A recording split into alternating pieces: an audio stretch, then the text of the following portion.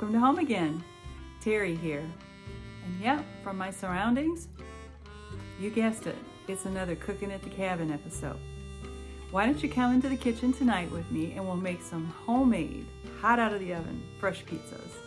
Why wait around for delivering a cold pizza when you can go into the kitchen in a little bit and make your own? So good, hot out of the oven. Let's get going. So I placed the ingredients for the dough up on the screen, and that's all I'm putting up there is for the dough because I figure everybody's toppings are different and what I like on my pizza might not be what you like on yours. So it's just the ingredients for the dough. As you can see, I placed half of the flour, which was 2 cups, into a big bowl. This is the kind of yeast I used. I don't think it really matters. It was dry yeast though. I didn't proof it with water. I put it right in with the flour, and that was my 4½ teaspoons of yeast. And next I'm going to put in my 3 teaspoons of sugar. And then next I'm going to put in my 1½ teaspoons of salt. And to that I'm going to put in 4 tablespoons of oil. You could use, well, first I mixed it up a little. You could use olive oil. I used canola oil. I don't think it really matters. And then to that I added 1½ cups of warm water. Now the first time I made this, I just made it like room temperature, or like what was comfortable to my wrists, like you would a baby bottle. But this time I read somewhere that if you're putting the yeast into your dry ingredients, that you should have a warmer temperature of water. It will help it rise better. It doesn't necessarily kill the yeast when it's put into the dry ingredients. So this time I tempt my water to 105 degrees Fahrenheit. I really don't think you need to be that fussy with this dough. It seems very forgiving. It's very easy to make, and every time I've made it, it's turned out great. You see, I'm just mixing it all up. It's very wet because I still have half of my flour to add to it yet. And just keep mixing and mixing, try to get any little lumps out and get it all mixed up good. Then I went back and I added the rest of my flour. I was going to do it gradually and I kind of got impatient and went, So I just started to dump it in and it turned out fine. So I just stirred that really well, and of course it's very dry for a while, and you just keep mixing it. And as you see, I just take the spoon and I kind of smash the wet dough down into the dry flour until it all starts to get moist. And I do that about as long as I can, and then I finally go in with clean hands and I start working it with my hands. Now this is a sticky dough, but by the time I really smushed that wet dough into the flour and got it off the sides of the bowl and everything, you can see it's starting to pull off the sides of the bowl. And it is a little sticky, but I didn't need to add more flour. I always keep a bowl of flour on the side, of course, for dusting the table later and my rolling pin. But when I went in here with my hands, I didn't work it over a lot, just gently worked it over. And as you can see, it wasn't so sticky that it was, all over my hands. It was fine. I didn't need to add any flour yet, and I really didn't want to add flour because I knew, if you need to, you can, but I knew I'd be sprinkling flour on the table and my rolling pin and my hands later, so it would be getting more flour added to it. It was a very moist dough. So I just kept working it and mixing it up, and then I just kind of sloppily formed it into a rough looking ball here.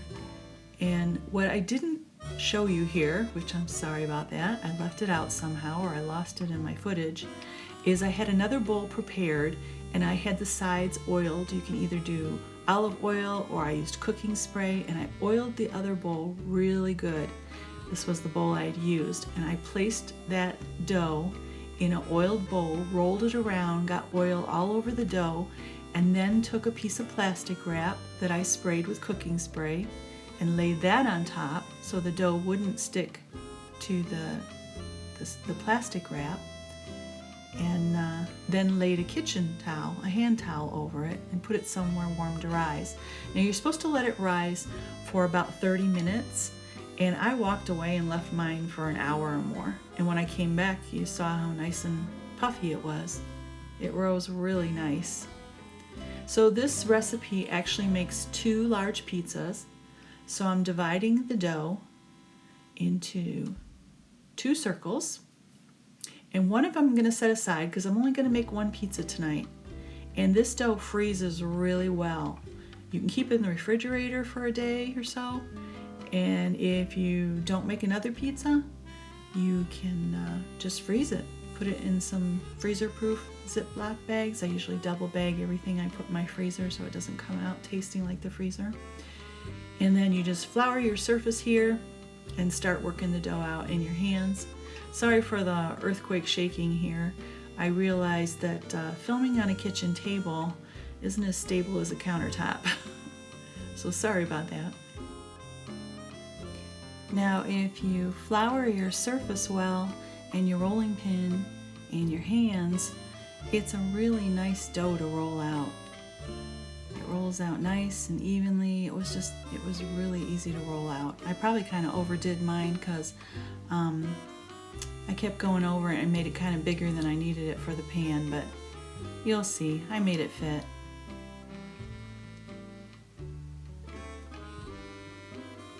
I really do not think you can mess up this recipe. This dough is very forgiving. Believe me, if I can make a good pizza with it, anybody can. So I take a pizza pan, and instead of oiling it, I just put a piece of parchment paper on it, and I just lift up that dough. It was pretty easy to move because it's got the flour under it and stuff. So just picked it up and moved it to that pan.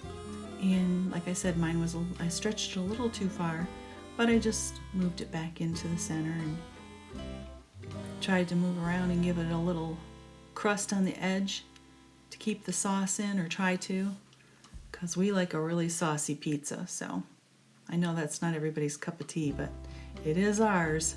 So I kind of like to raise the crust up a little bit.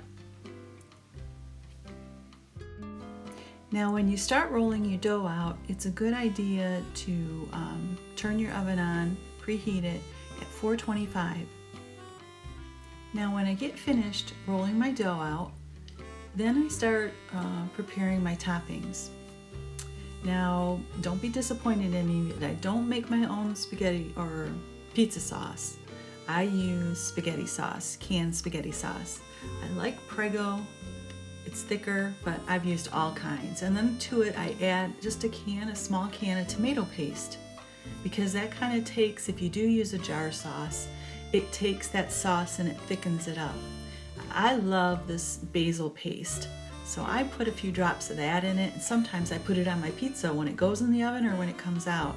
Not everybody likes that, but I do. It adds a nice flavor. So, and then I shook and put some oregano in there. And now I'm just mixing it up good, getting that paste all mixed into the sauce so it all becomes thicker. And then this is the time I'll also grate my cheese. I've bought shredded cheese before, but lately I've just been getting in the habit of grating it. I really like it freshly grated. It just seems to taste fresher on the pizza. But of course you don't have to do that. It's whatever your preference is. So I get all my toppings ready, but this is a little trick I've been doing for years when I make pizzas. I put my dough in, my pizza, rolled out pizza, I put it in the oven at 425 for about like 5 minutes. And what it does is it just gives you a little dryness to the top of it. It like seals the dough. And we do that because we like a lot of sauce, and then that way your toppings don't make the dough all wet or slimy. But you don't have to do that. It's just something I've been doing for years. It seems to give the pizza a little more rise, and then like I said, it seals that dough. So when I put that sauce on or the other things, it doesn't seem to start seeping into the dough. But, and of course you don't do it till it's brown. I lifted it up there and you could see it was still white on the bottom. still white on top. It just like dries the dough a little, and it gives it a little bit of a sealed texture. Now I'm just gonna sprinkle a little of this oregano on, and next my cheese. And I like to grate my cheese. I used to buy shredded, but lately I've been buying the blocks of cheese and shredding my own, grating my own. And I don't know, it just seems to taste fresher on the pizza. And it kind of gives you that stringy pull to the cheese sometimes. So I like it, but of course, you don't have to do that. Whatever makes your life easier. If you want to buy the bags of shredded cheese, to each his own. Either way, you gotta love mozzarella cheese. Or should I say, mozzarella. Sorry to all the lovely Italian people if I just butchered that. Now we gotta add lots of yummy pepperonis. And I didn't have a lot of fresh ingredients when I made these. I really wasn't planning on making them. And so I had to use what I had in my cupboard. I didn't have like any fresh green peppers or onions. So what we put on ours was some just canned mushrooms. Of course, fresh would probably be better. But we put on some canned mushrooms and some yellow peppers. We like the mild yellow peppers. I know not everybody does. And if these aren't your toppings, the kind you would like, well then look the other way. And know when you do your pizzas, you're gonna be able to make them how you like them. That's what's so fun about making them at home too. You can do whatever you want and you get the wonderful smell of it cooking in the oven. So good. Now of course you still have your oven, I don't know if I said that, at 425. And then when you get all your toppings done, you put it back in there. And then this is the second one I made when you weren't looking. So whatever sauce I have left over, I just put it back in the jar. And we use it if we reheat it the next day or it's a little dry, or if we want to dip our crust in the sauce. That's what we use it for. Or you could even use it for spaghetti or whatever you make later. Breadsticks. Now here's that first beauty coming out of the oven. Now I can't tell you exactly how long it took, because everybody's oven is different. So 425, probably close to 15 minutes, maybe less. If you do the pre-bake, I would say 5 minutes for that and maybe an additional 10 minutes. But I check my pizzas at 5-minute intervals because I do not like things burnt. So you're just gonna have to really watch it. But you can see this, it's nice and golden brown underneath. It was perfect.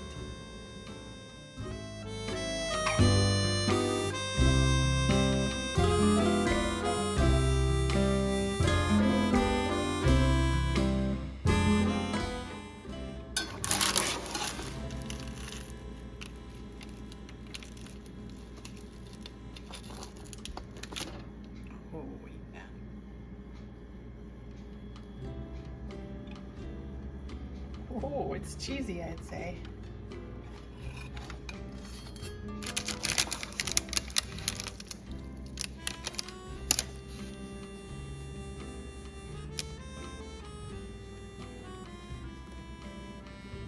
Trying to show you the bottom without burning my fingers because it's hot. Look at that. Perfect.